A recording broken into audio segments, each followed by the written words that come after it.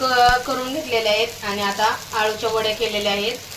तर आपले मूग भिजायला टाकलेले होते, ते मूग बारीक करून घेऊन त्यामध्ये हिरवी मिरची, लसूण, कोथिंबीर, जिरे हे टाकून थोडीशी हळद टाकून बारीक करून घेऊन ह्या पानांना लावून मस्त अशा आळूच्या पानाच्या वड्या बनवलेल्या आहेत. पौष्टिक अशा मुगाचं पिठापासून बनवू शकता किंवा मूग भिजून मी बनवलेले आहेत.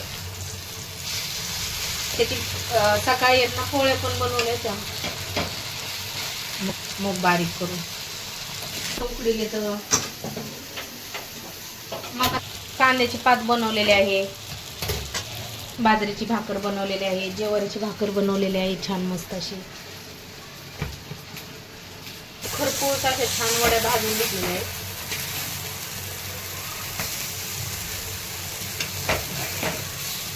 व्हिडिओ आवडला तर लाईक करा, फॉलो करा.